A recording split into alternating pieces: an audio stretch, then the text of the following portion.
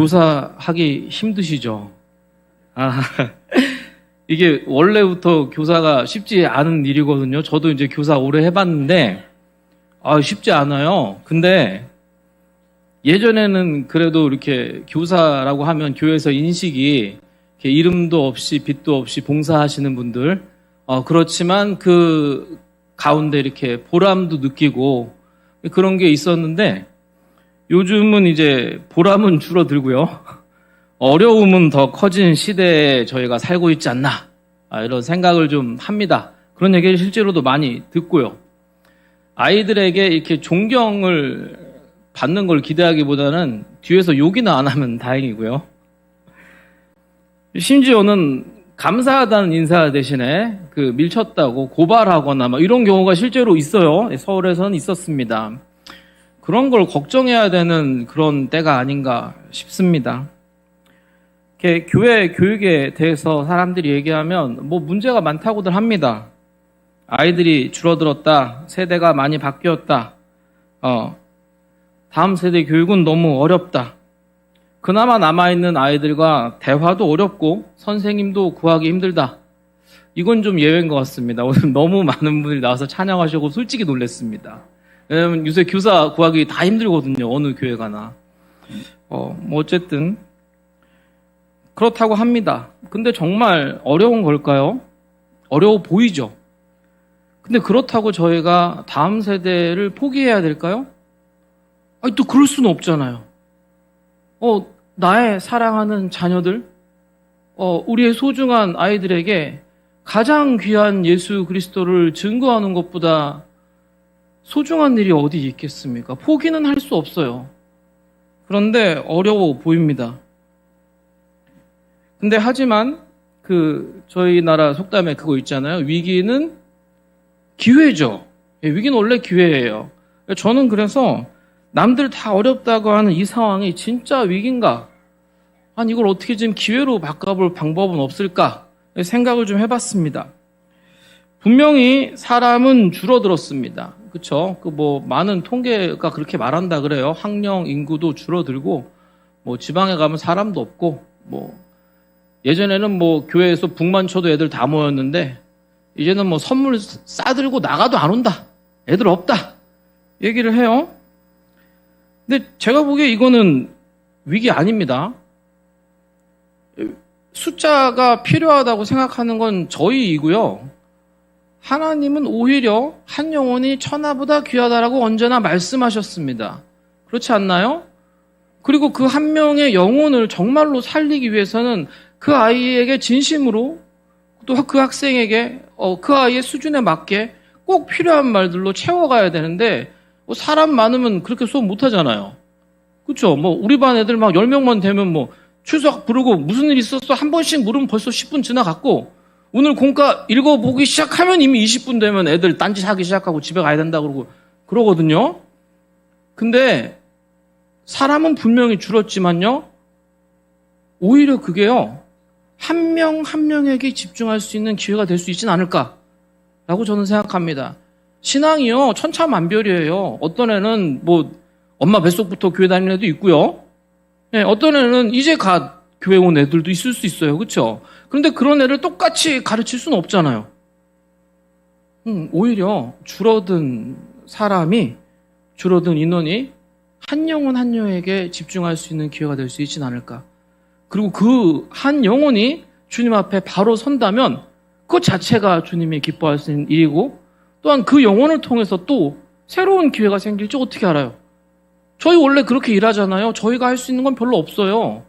우리는 그냥 열심히 하고 결과는 하나님이 만들어주시는 거잖아요. 그렇게도 생각할 수 있다고 생각을 합니다. 또 세대 차이가 난다. 인터넷이 너무 재미있다. 사회가 발달해서 아이들이 요즘 교회와 성경에 관심이 없다라고 합니다. 맞을 수도 있어요. 맞을 겁니다. 저만 해도 유튜브 더 재밌더라고요. 좋아해요. 네. 근데요. 그거 아세요? 그 많아진 유튜브와 소셜 네트워크라고 하는 그런 거 있잖아요. 카톡도 있고 인스타 이런 거 저런 거. 그런 게 아이들을 훨씬 피곤하게 만듭니다.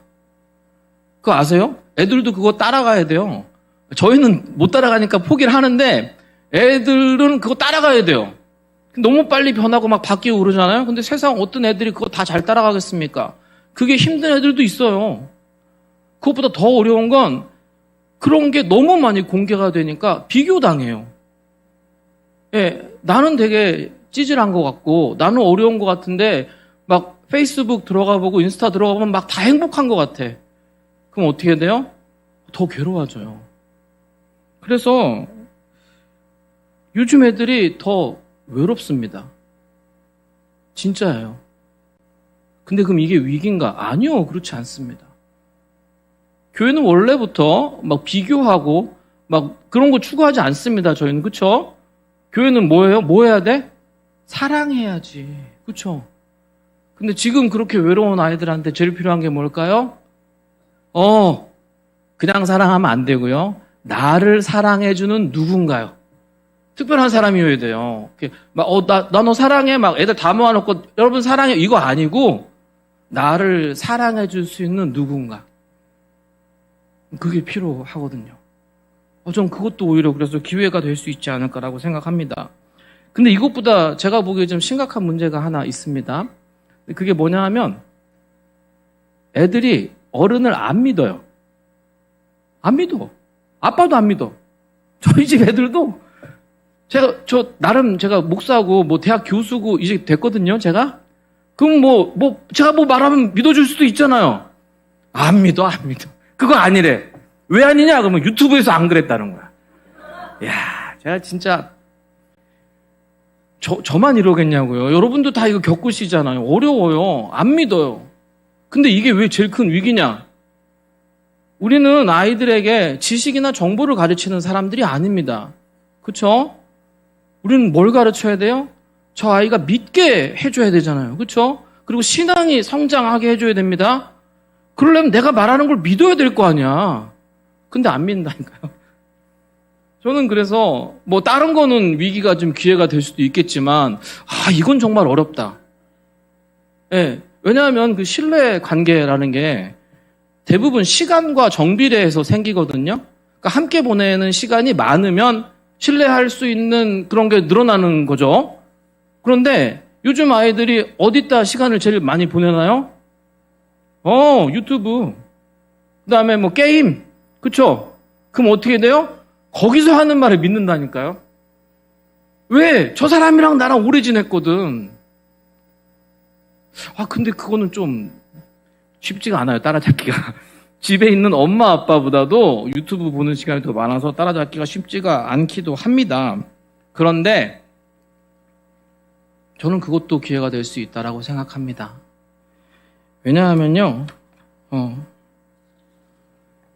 사랑은 몇 마디 말로요, 혹은 함께하는 시간이 무조건 길어진다고 해서 그 사랑이 깊어지는 건 아닙니다. 대화를 많이 했다고 해서도 사랑이 깊어지는 것도 아닌데, 대화도 솔직히 애들 이상한 대화 하잖아요. 그쵸? 애들 그 카톡 한번 나중에 보세요. 이렇게 보면 뭔 소린지 이해도 못 하겠어요. 그런 거 한다고 사이가 좋아질 거냐? 아니에요. 요즘 애들이요 되게 약아가지고요, 자기 필요할 때만 친구라 그래요. 진짜 그래요. 그렇게 인간관계 맺는 법을 이미 어릴 때부터 배워요. 내가 필요하면 넌 내 친구, 필요가 없으면 우린 그냥 끝. 그리고 그렇게 남을 대하는 거예요. 그걸 배워왔으니까 그렇게 교회 와서도 대하고 선생님도 대하고 그렇게 하는 겁니다.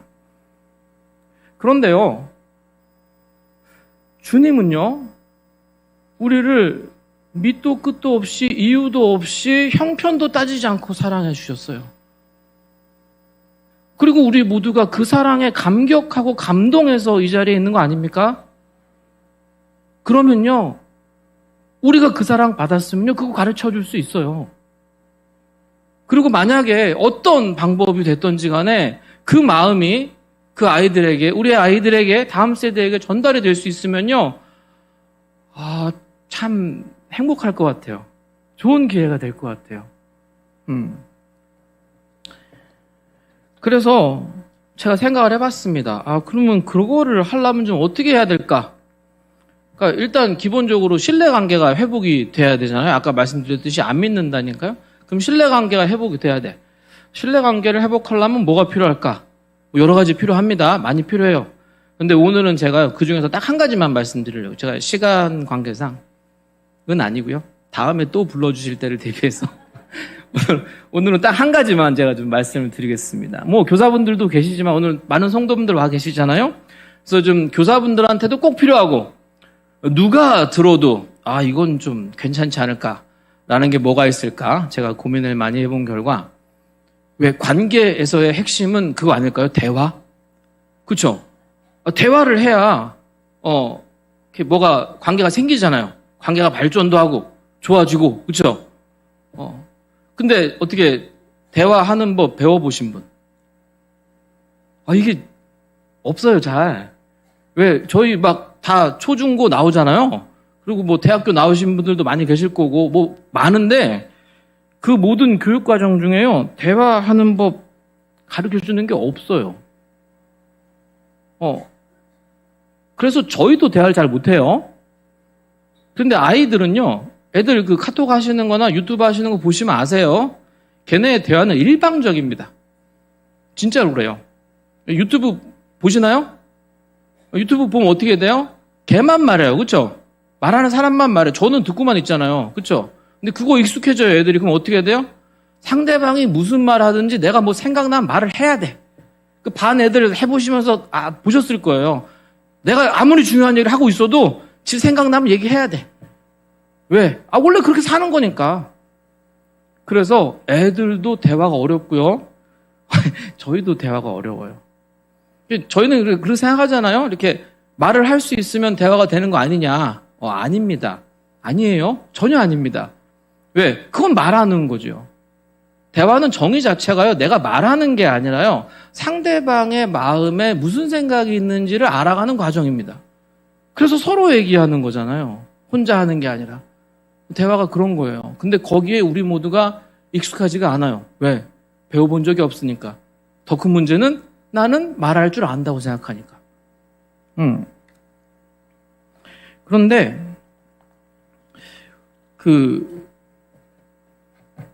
대화가 어렵잖아요? 그러면은 그 다음은 기대할 수가 없습니다.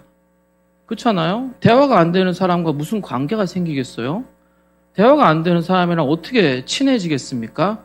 대화가 안 되는 저 사람이 하는 말을 내가 어떻게 믿을 수가 있겠어요? 그렇죠? 대화는 진짜 중요합니다. 네, 정말로 중요하고요. 그리고 솔직히 조금만 배워도 확 나아질 수 있습니다. 진짜로요. 저를 한번 믿어보시고 한번 들어보시면서 저희 함께 우리에게 필요한 대화가, 교사인 우리에게 필요한 대화가 무엇인지, 그리스도인인 나에게 필요한 대화가 무엇인지 한번 생각해 봤으면 좋겠습니다.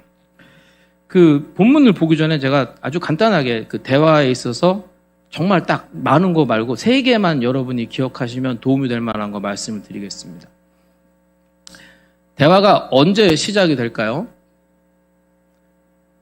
그게 좀 어려운데요. 그 안전이란 말 아시죠? 안전감, 세이프하다, 안전하다는 느낌이에요. 대화는 안전해야 시작이 됩니다. 잘 모르셨죠, 이거? 진짜 그래요. 만나면 시작되는 게 아니라요. 만나서 저 사람과 내가 있는 이 장소와 이 시간이 안전하다. 이 느낌이 들어야 대화가 시작이 되는 겁니다. 이게 무슨 얘기냐면요. 이렇게 호랑이나 사자 같은 맹수가 있잖아요. 토끼가 지나가다 걔를 만났어. 그럼 어떻게 될까요? 움츠리고 도망가겠죠. 근데 이거는 생각하고 하는 게 아니에요. 그렇죠? 본능입니다. 근데 우리 마음이 딱 그래요. 누구를 만났어. 저 사람의 눈빛, 태도, 말하는 거 한마디 들어봤는데 나를 별로 좋아하는 것 같지가 않아. 나를 위하는 것 같지가 않아. 나에 대한 호감이 잘 안 보여. 그럼 어떻게 된다고요? 우리 마음이 자동으로 딱 닫혀요. 그러면요, 많은 얘기를 한 것 같아도 하나도 기억 안 납니다. 왜? 대화는 이미 그때 끝났거든요. 그래서요, 대화가 시작되기 위한 제일 첫 번째 조건이 뭐냐면요, 안전하다라는 느낌이 드는 거예요. 그러면 안전하다는 느낌 어떻게 줍니까? 이거 어려울 수 있잖아요. 그렇죠? 생각보다 쉽습니다. 사람이 언제 안전하다고 느꼈는지를 우리가 모르잖아요. 저 사람이 언제 안전하다고 느꼈는지 난 모를 것 같은데 네, 느끼는 방법이 있습니다. 자기 얘기를 시작하잖아요? 그러면은 저 사람이 안전하다고 느끼는 겁니다. 진짜예요. 대화하다가 이렇게 보시면요. 자기 얘기를 저 사람이 끊을 때가 있어요. 그럼 뭐예요? 이건 난 얘기해도 된다라고 스스로 생각하시는 거예요. 그 상대방이. 그러면 무작정 기다리기만 하면 됩니까? 아닙니다. 그 순간이 빨리 오게 해야 되잖아요. 왜? 우리는 시간이 많이 없어요. 공과 공부 시간도 짧고 주일날밖에 못 보고 그래서 시간이 많이 없는 관계로 그 시간을 당겨야 돼요. 그럼 어떻게 해야 되느냐? 그때 이제 필요한 게 칭찬입니다. 왜 칭찬이 필요하면요. 상대방이 나를 자기 편이라고 느끼게 해줘야 돼요. 그러려면 칭찬을 해줘야 되는데 칭찬을 아무 말이나 막 하면 절대 안 됩니다. 어떻게 해야 될까요? 칭찬은 디테일이 살아있어야 됩니다. 디테일 아시죠? 상세한 게 있어야 돼요. 만약에 오늘 반에 여자아이가 왔어. 지난주에 왔고 이번 주에도 왔는데 딱 보니까 머리띠가 바뀌었어. 그럼 그걸 캐치를 해줘야 되는 거예요. 와, 너 머리띠가 바뀌었는데 너무 센스가 좋다. 그리고 이쁘다고 꼭 해주셔야 돼요. 네. 이게 아주 당연한 건데요. 여자한테는 이쁘다는 말을 무조건 해야 됩니다. 어디든지 갖다 붙여야 돼요. 예, 뭐라도 해도 하물며 너 핸드폰 고리가 이쁘다! 라고도 해줘야 돼.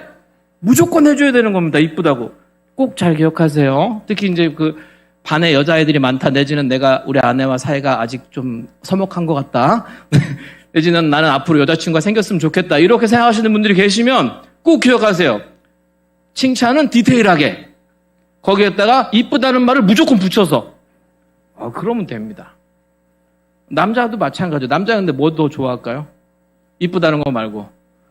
그럴 것 같죠? 그렇게 뻔한 거 얘기할 거면 제가 여기까지 왔겠습니까? 남자는요, 뭘 제일 좋아하냐면요, 비교하는 걸 제일 좋아합니다. 너는 누구보다 낫다.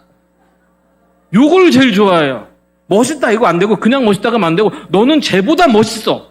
이래야 좋아하는 거예요. 네, 진짜예요, 진짜. 이거 집에 가서 당장 써먹으실 수 있습니다. 학교 반 아이들 어디든지 간에 다 회사에서도 가능합니다. 예. 여자분한테는 뭘 해도 디테일을 살려서 그냥 해주면 안 돼요. 아무 때나 이쁘다 그러면 저놈 자식이 저거 뭘 나한테 바라나 이렇게 되는 거예요. 디테일을 살려야 돼요. 잘 관찰을. 둘 다 근데 뭐가 필요해요? 관찰이 필요합니다. 칭찬을 잘해주기 위해서는 관찰을 해야 돼요. 잘 보셔야 돼요. 우리 반 아이들이 어떤 상태인지, 오늘 어떻게 왔는지, 표정이 좋은지 나쁜지, 오늘 우리 아내는 표정이 어떤지, 남편은 어떤지, 이걸 아주 잘 봐야 돼요. 그래야지 디테일이 나오거든요. 그 다음에 디테일을 찾은 다음에 어떻게 한다고요? 여자는 무조건 이쁘다. 남자는 비교급으로. 비교급을 좋아하면 뭘 제일 좋아할까요? 최고다를 제일 좋아합니다. 당연한 거예요. 네가 최고야 그럼 제일 좋아합니다. 단순해요. 어쨌든 그래서 안정감을 느끼게 해줘야 됩니다. 근데 안정감 느끼게 되면 어떻게 한다고요? 자기 말을 한다고요. 그럼 그때가 뭘까요? 바로 이제 내가 얘기할 수 있는 타이밍이 되는 겁니다. 예, 그때가 바로 타이밍이에요. 좋았어요. 이제 타이밍을 알았어. 그럼 이제 그 다음엔 뭘 해야 될까요? 대화를 어떻게 해야 될지 이제 연습을 해봐야 될 거 아닙니까? 그래서 제가 재밌는 얘기 하나 해드릴게요. 메라비언이라는 사람이 있어요. 안 기억하셔도 됩니다. 근데 그 사람이 실험을 했어요. 이렇게 남자와 여자를 놓고 어느 때 상대방에 대해서 무엇 때문에 호감을 느끼는가 요거를 조사를 했어요. 그래서 근데 놀라운 대화가 나왔습니다. 그래서 중요한 요소로 그 사람이 꼽은 게 이거예요. 대화에서 내용, 음성, 그 다음에 표정과 태도. 셋 중에 뭐가 제일 중요할 것 같으세요? 말하는 내용, 그 다음에 음성, 표정과 태도. 어떤 게 제일 중요할까요? 예? 야, 너무 똑똑하신 거 아니에요? 야, 저 진짜 잘 온 것 같아요. 감사합니다. 이게 근데 퍼센테이지가 놀라워요. 표정과 태도가요, 대화의 내용을 결정짓는데 미치는 영향이 55%. 표정과 태도가요. 그 다음에 음성이 38%. 자, 어떻게 산수가 좀 되시는 분, 55 더하기 38 하면 100에서 빼면 얼마 남게요? 대화의 내용은요, 대화의 내용은 우리가 하고 싶은 말 있잖아요? 그거는요, 우리 사이의 대화에 영향을 미치는 게 딱 7%예요. 뭐 말도 안 되는 소리 하지 말라고요? 아니요, 사실입니다. 생각을 해보세요. 똑같이 말을 해요. 자, 사랑한다고 말한다고 해봅시다. 제가 뭐 누군가를 바라보면서 정말 사랑합니다. 이렇게 얘기하는 것과 인상을 박수. 내가 좀 사랑하는 것 같은데? 이렇게 얘기하는 건 이미 느낌이 다르잖아요. 나의 표정과 태도가 나의 진심의 절반을 전달하고 있다. 이렇게 생각하시면 됩니다. 그 다음에 나의 목소리가 뭐 이쁘고 안 이쁜 거는 뭐 차이가 있을 수 있어요. 근데 그 목소리가 얼마나 진심이 담겨 있는가, 이거가 한 30% 넘게 차지한다고 보시면 됩니다. 그리고 내용은 생각보다 안 중요하다. 본인의 그 친구들과의 대화를 기억해 보세요. 무슨 얘기했는지 하나도 기억 안 나요. 잘 몰라요. 헤어지고 나면 아무것도 몰라. 근데 뭐가 기억에 남아요? 그때의 분위기. 저 아이가 나한테 어떻게 했는지 그게만 남는 거예요. 원래 그래요. 자, 이것까지 했어. 안전감 느끼게 해주고, 그 표정, 태도, 음성 중요한 거 알았어. 뭐 대화 내용 필요 없다. 그래도 내용은 있긴 있어야 되잖아요. 그렇죠? 네. 뭐 내용은 뭐 알아서 하시면 됩니다. 근데 제가 드리고 싶은 말씀은, 관계를 발전시키기 위한 내용은 어떤 게 있을까?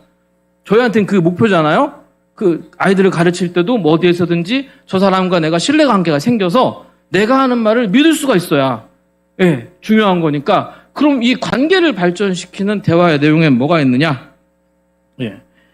그게 이제 있습니다. 그게 하나가요, 적극적 긍정이고요. 다른 하나는 영웅적 칭찬입니다. 이게 남녀가 좀 다른데요. 여자분들한테 필요한 게 둘 중에 뭘까요? 적극적 긍정이요. 이게 무슨 얘기일까요? 무조건 맞다고 해주는 겁니다. 무조건 맞다고 해주는 거예요. 이거 뭐 어렵지 않아요. 여자분들 한 3분 모여 있는데 가서 옆에서 구경하고 있으면 다 얘기의 절반이 맞아, 그래, 막 다 그거예요. 왜 그렇게 할까요? 서로 그게 필요한 걸 알고 있어서 그래요. 알고 있어. 내가 말하는 거 뭐 좀 틀릴 수도 있어요. 그쵸? 그 다음 내가 오늘 머리를 했는데 안 예쁠 수도 있어. 근데 뭐라고요? 무조건 맞다고 해주라고. 왜? 그게 안 중요해요. 이쁘고 안 이쁜 게 뭐 얼마나 중요합니까? 더 중요한 건 뭐예요? 우리가 관계가 발전하는 거예요. 관계가 발전하면 더 많은 일을 함께 할 수 있거든요. 그러면 내 맘에 안 들 수 있어요. 이상한 것 같아. 뭐 집에 후라이팬 5개 있는데 또 사왔어. 그래도 뭐라고요? 너무 잘했다고. 네가 하는 게 다 맞다고. 애들이 왔어. 매번 떠들어. 괜찮아. 잘했다고. 여자애들한테만, 남자애들한테는 그럼 버릇 나빠집니다. 네. 대신 남자애들은 뭐가 필요하면요, 아까 말씀드렸잖아요. 비교급 좋아한다고 애들이. 그쵸? 그럼 뭘 해야 돼요? 칭찬을 하되 어떻게 된 것처럼? 네가 영웅인 것처럼. 그렇게 칭찬해 주는 겁니다. 마음에 안 들어죠. 막 이렇게 보면 막 끌어오를 수 있어요. 근데 디테일을 발견하세요. 요만한 거 하나라도 잡으세요. 그 다음에 어떻게 하라고요? 네가 영웅인 것처럼 칭찬해 주라고요.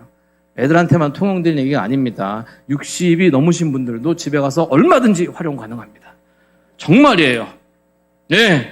남편분이 있으면 하루 종일 칭찬해 보세요. 그럼 다음날 어디 맛있는 거 먹으러 가자 그런답니까요? 진짜 그렇게 되는 거예요. 왜? 아시잖아요. 요즘 시대의 남자들이 칭찬받을 일이 없어요. 없어. 칭찬은 너무 받고 싶은데, 기본적으로 이건 변하지 않는 사실입니다. 칭찬 너무너무 받고 싶은데 칭찬해주는 데가 없어요. 대신에 뭐만 많아요? 비교하는 데만 많아요. 이 나이, 연령 상관없습니다. 무조건 칭찬이 필요합니다, 남자들은. 근데 그 칭찬이 효과가 극도화되기 위해서는 어떻게 칭찬해야 된다고요? 영웅인 것처럼. 네가 세상을 구했어. 이 느낌으로 칭찬해 주시면 됩니다. 근데 이게 뭐 이런 얘기만 하고 성경 얘기 안 하면 좀 그렇잖아요. 이게 놀라운 게요, 오늘 저희가 읽은 본문 안에 웬만큼 다 들어가 있습니다.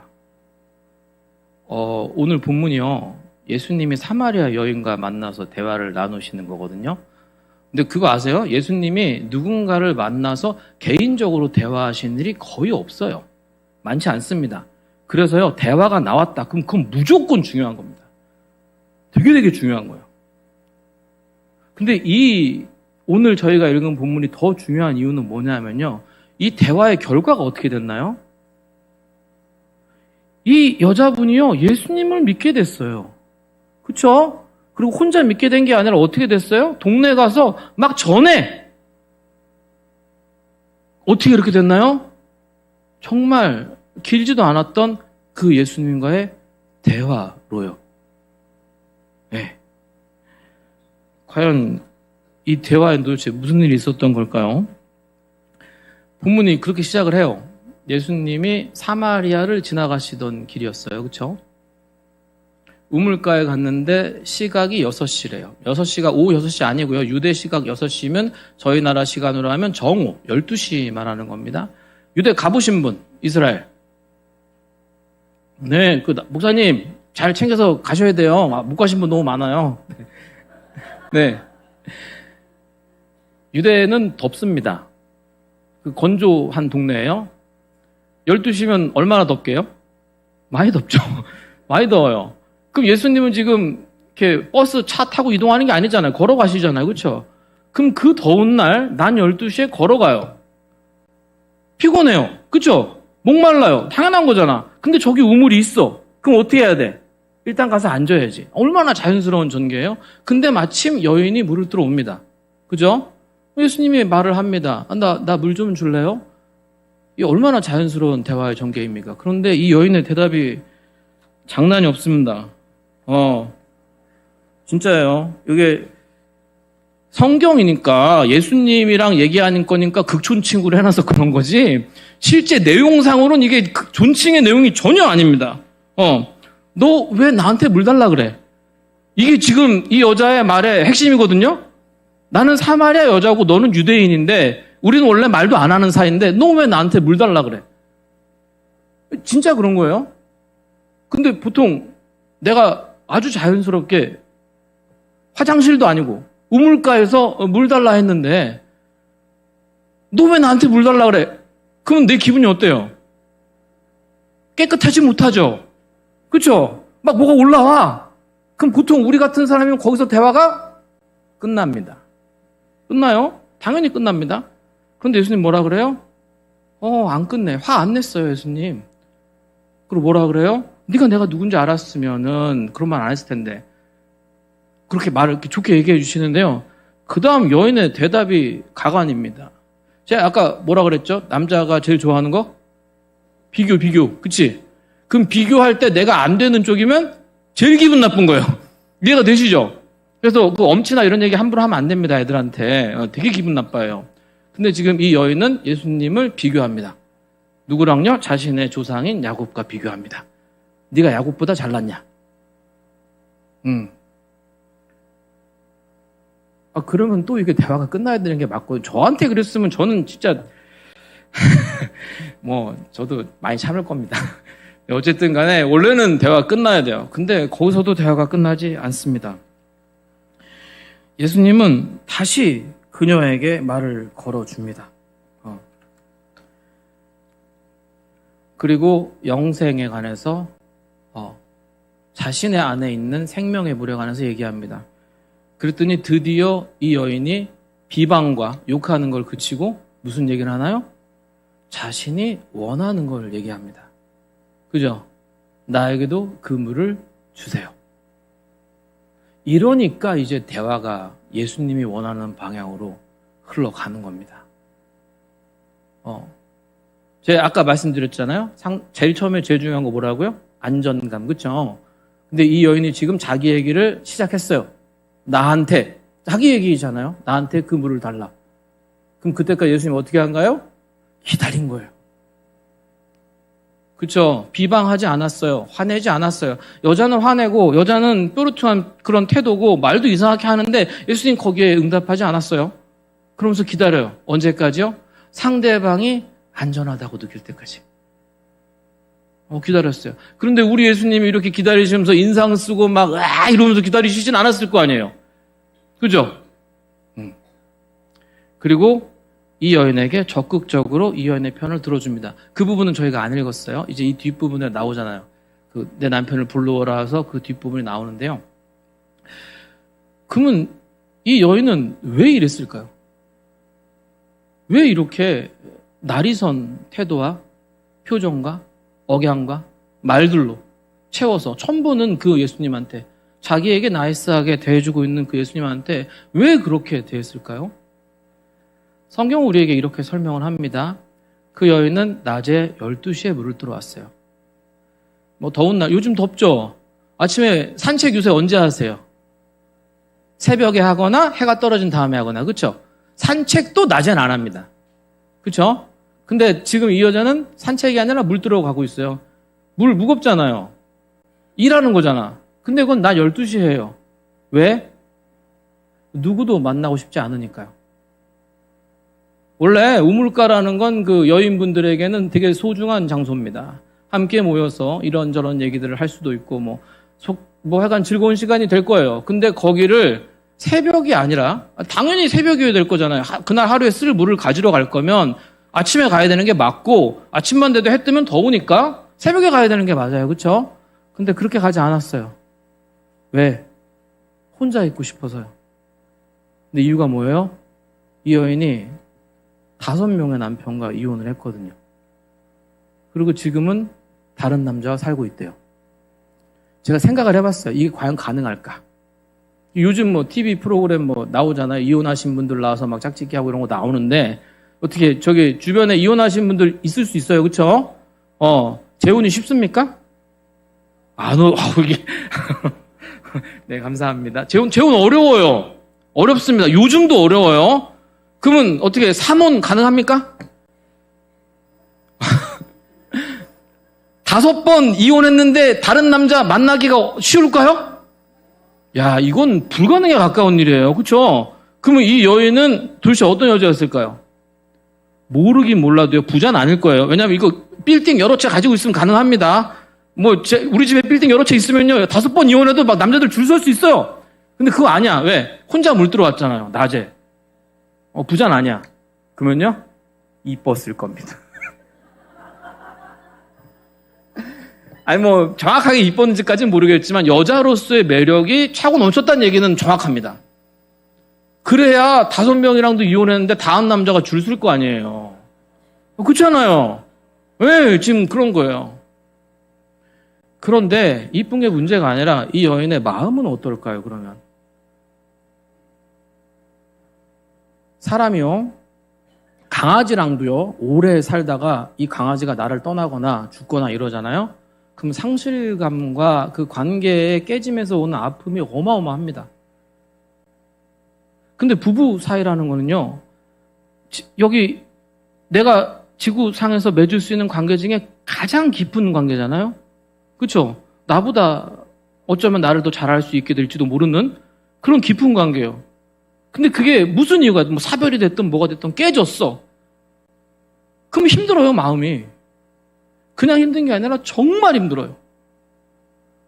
그런데 이 여인은 지금 그걸 몇 번을 겪고 있어요? 5번이요. 과연 이 여인이 사람을 믿을 수 있을까요?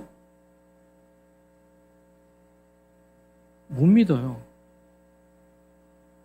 과연 이 여인이 인생에서 뭐가 큰 즐거움이 남았을 거라고 생각할 수 있을까요? 못해요. 왜? 너무 큰 아픔을 너무 많이 겪었거든요. 근데 그게 다가 아니에요. 보통 이제 그렇게 되면 이제 종교에 귀의해라 그런 거 있잖아요. 근데 정말 신앙으로 버틸 수 있을 것 같기도 한데, 당시에 그 유대 관습법에 따르면 사별을 포함해서 여자가 평생 결혼할 수 있는 횟수는 3번으로 제한을 하고 있습니다. 그럼 3번이 넘어가면 뭐가 될까요? 그때부터는 결혼하는 것 자체가 죄가 되는 겁니다. 근데 이 여인은 지금 많이 넘었어요. 그럼 뭐가 돼요? 그때 그랬다. 요즘은 아니에요. 근데 어쨌든 종교에도 희망이 없는 겁니다. 신앙의 힘으로 내가 버티고 싶은데 교회에서 날 안 받아주는 거예요. 왜? 너는 이미 법을 너무 많이 어겼어. 봐봐요. 인간관계에 절망했죠. 세상에 남자는 많은데 다 나 막 이용하려는 것만 같죠. 믿을 수도 없죠. 이 소문이 동네에 얼마나 파다하게 났겠어요. 재혼만 해도 난리일 텐데 이게 얼마나 그랬겠어요. 그래서 혼자 다니잖아요. 남자뿐만 아니라 동네 자체에 인간관계가 없는 거예요. 그런데 그 여인을 예수님이 만나러 오시는 겁니다. 예수님의 행동엔 우연이 없어요. 그렇죠? 우연히 사마리아 지나가고 우연히 이 여인 만나고 그런 거 아닙니다. 이 여인은 예수님을 몰라요. 그러니까 막 자기 마음대로 쏘아붙이고 막 뭐라고 하지만 이 여인은 예수님은 이 여인을 알아요. 그녀의 이름 뭐 이런 게 문제가 아니에요. 그녀가 얼만큼 깊이 절망하고 있는지, 얼마나 힘든 마음을 가지고 살아가고 있는지, 얼마나 하나님을 믿는 믿음의 공동체에서도 아픔을 겪었는지를 알아요. 그런데 이 여인이요, 놀라워요. 이따 얘기하시는 거 보세요. 막 예배 드릴 얘기 잘하고 막 야곱 얘기하고 다 알아요. 뭐예요? 본인 마음은 하나님에 대한 열정이 있어요. 그런데 상처들과 고통들과 교회 공동체에서 받아주지 않는 것 때문에 버려졌어요. 그래서 예수님이 그 여인 찾아가시는 겁니다. 그래서 인내하고 대화하시는 거고요. 그래서 이 여인이 자기의 얘기를 토해낼 때까지 기다리고 인도하시는 겁니다. 왜요? 왜 그랬을까요? 예수님이 뭐 주셨나요? 이 여인에게? 자기 자신을 내어주셨죠. 구원의 길로 인도하셨죠. 그거 주려고요. 구원의 은혜를 베푸시기 위해서 찾아가시고요. 만나주시고요. 때로는 모욕적인 상황인 것 같고 때로는 참지 못할 상황인 것 같아도 불구하고 그 여인이 자신의 속마음을 얘기할 때까지 기다려주시는 겁니다. 은혜 베푸시려고요. 더 사랑하시니까요. 언제나 예수님은 그래요. 우리가 예수님 사랑한다고 말하고 우리가 예수님께 이거 필요합니다, 저거 필요합니다 얘기할 수 있어요. 그렇죠? 근데 예수님은요, 언제나 우리 마음보다 훨씬 더 크게 우리를 사랑하십니다. 우리 마음보다요, 우리의 원함보다요, 우리의 기도 제목들보다 훨씬 더 크고 놀라운 계획들로 우리를 바라보십니다. 그리고요, 그 우리가 주님이 기대하는 믿음을 가지게 되는 그 순간이 올 때까지 기다리십니다. 왜요? 은혜 베풀어 주시려고요. 그렇지 않겠습니까? 저희가 그 은혜 받았기 때문에 지금 이 자리에 있을 수 있는 거 아니겠습니까? 저 아이들, 우리가 가르쳐야 되는 그 아이들보다 우리가 난 게 뭐가 있겠습니까? 별로 없어요. 우리가 뭘 얼마나 성경에 대해서 많이 알아갖고 가르쳐주고 그 아이의 막 생각을 막 변화시키고 막 어떻게 마음을 막 신앙을 성장시키고 이걸 막 어떻게 우리가 다 하겠냐고요. 물론 하실 수 있는 분이 많을 수도 있습니다. 네, 근데 쉽진 않아요. 근데요, 확실한 게 하나 있습니다. 우리는 그 아이들보다 먼저 예수님을 만났습니다. 아직 예수님 잘 몰라서 외롭고 쓸쓸하고 괴롭고 버거운 삶을 살고 있을지도 모르는 그 아이보다요, 내가 그렇게 살고 있을 때 내가 고통 가운데 슬퍼하고 답이 안 보여서 좌절하고 뭘 해야 될지 몰라서 방황하고 있을 때 우리를 만나주신 예수님을 그건 얘기해 줄 수 있잖아요. 네. 저는 교사분들이 정말 귀하다고 생각하거든요. 이게 월급이 나오는 것도 아니고 스트레스만 많이 받지, 그쵸? 근데 해요. 할 수 있는 이유가 뭘까 궁금해 생각해보면 그거밖에 없어요. 내가 받은 은혜가 있거든요. 내가 받은 사랑이 있거든요.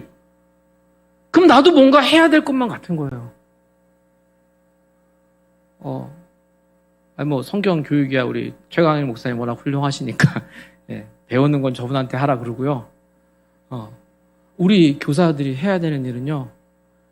이 마음으로 그 아이들을 대하는 거예요. 그래서 그 아이의 현재를 이해해주고요. 그 아이의 말을 들어주고요.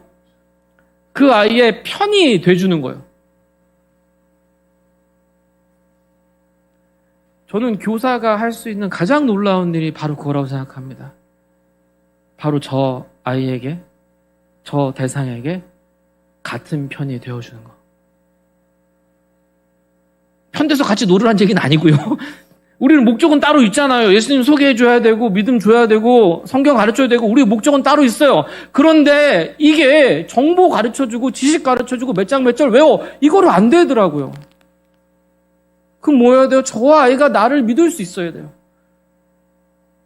그래야 내가 많은 얘기 안 하고 한마디만 하더라도 내 얘기 귀담아 들어주지 않겠습니까?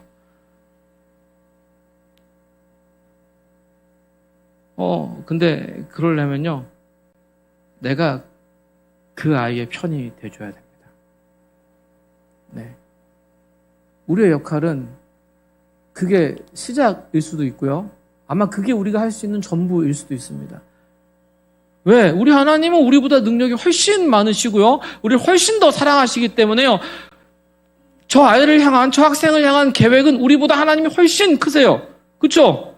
우리는 그 길만 보여주면 됩니다. 그 앞자리까지만 데리고 가도 돼요. 그러기 위해서 제일 필요한 건 뭐라고요? 저 아이가 나를, 상대방이 나를, 내가 전도해야 되는 그 대상이 나를 믿게 해줘야 됩니다. 생각보다 쉽지 않아요. 되게 어렵습니다. 근데 우리는요, 할 수 있어요. 아까 말씀드린 그대로입니다. 우리가 그 경험을 해봤기 때문에 할 수 있어요. 밑도 끝도 없이 우리를 사랑해 주셨던 그 예수님의 사랑, 내가 감격하며 눈물을 흘렸던 그 예수님이 우리에게 베풀어 주신 은혜, 그게 우리가 경험이 있잖아요. 그러니까 어렵고 힘들어도요, 우리는 할 수 있어요.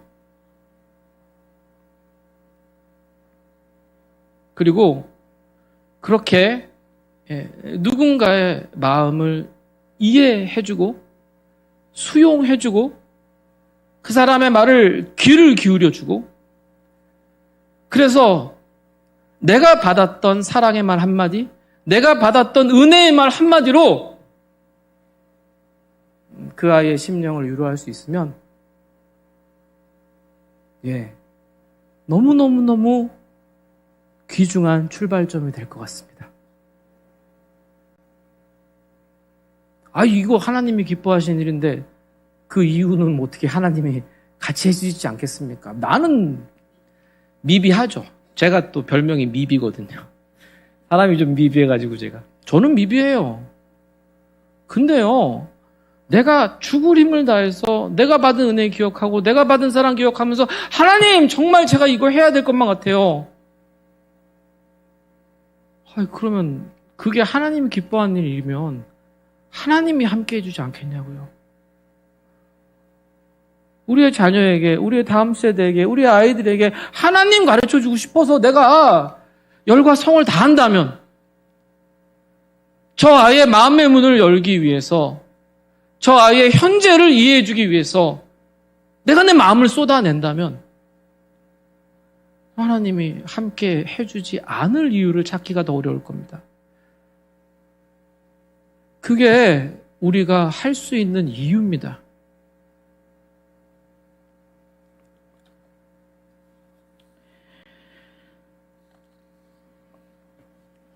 어렵지 않습니다. 받은 은혜를 깊게 깨달으면 됩니다. 주께서 나를 바라보셨던 그 긍휼의 눈빛과 마음을 깨달아 알면 됩니다. 그것 이상은 안 하셔도 됩니다. 그냥 내가 깨닫는 그만큼, 내가 받아서 너무 기뻤던 그만큼, 아니 혹은 그것에 조금 미치지 못할지라도 그것이 나를 통하여서 누군가에게 흘러갈 수 있게만 하시면 됩니다. 왜요? 이건 하나님의 일이니까 우리는 도구이니까요. 하나님이 힘 주시고 능력 더하시고 우리의 머리가, 우리의 손발이 해낼 수 없었던 그 일들을 이루시리라고 믿습니다. 우리 그 하나님 의지하면서 우리를 너무 사랑하셨던 그 예수님의 이름 부르면서 이 시간 좀 함께 기도하기를 소망합니다.